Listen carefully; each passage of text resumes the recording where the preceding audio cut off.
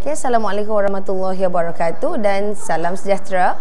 Okay, hari ini bersama cikgu untuk kita sambunglah bab 2 tajuk respirasi. Okay, cikgu kita fokuskan kepada 2.5 pertukaran gas dalam tumbuhan. Okey.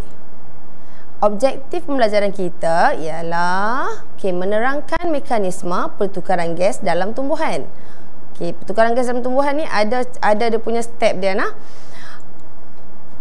Jom kita tengok balang A. Kita ada balang A, balang B.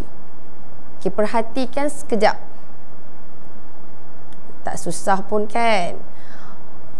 Bila dah perhatikan, selalunya kita buat pemerhatian. Pemerhatian.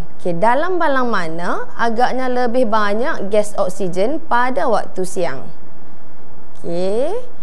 Kamu jawab apa? Betul, balang A. Kerana dalam balang A ada tumbuhan. Tumbuhan menjalankan pertukaran gas. Proses apa? Proses fotosintesis yang kamu dah belajar waktu di sekolah rendah dulu kan? Proses fotosintesis. Seterusnya, kita tengok semua jenis hidupan melakukan respirasi termasuk tumbuhan. Kita dah belajar sebelum ni haiwan dan manusia. Hari ni kita fokus kepada tumbuhan.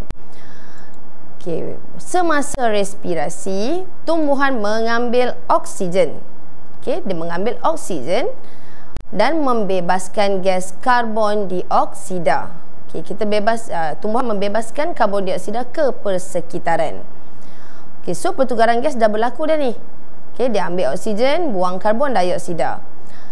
Seterusnya, selain respirasi, tumbuhan juga menjalankan satu proses penting, iaitu proses fotosintesis. Tengok fotosintesis ni.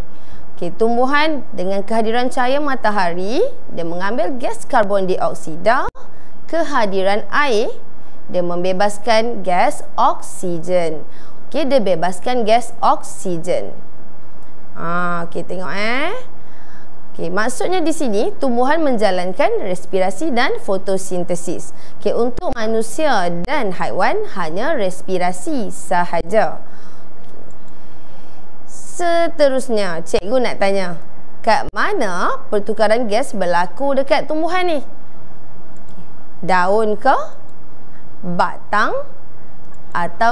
Ataupun akar? Semua bahagian ni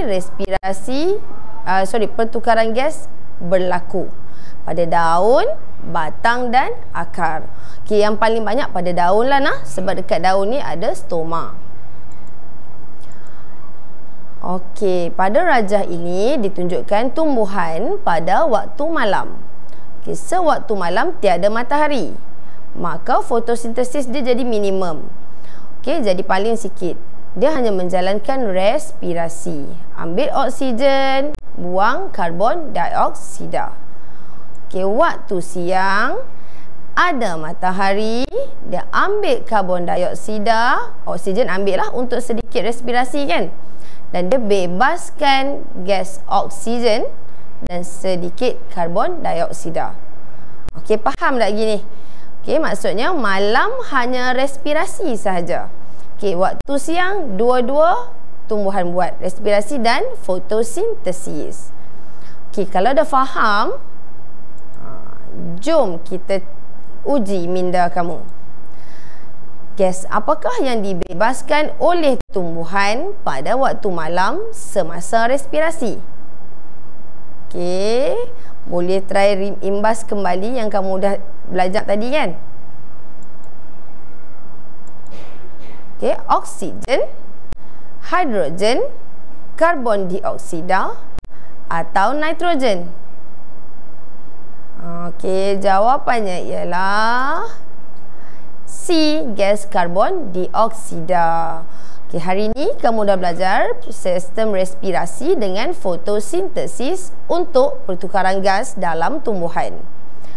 Untuk seterusnya kita jumpa pada pelajaran akan datang. Sekian, terima kasih.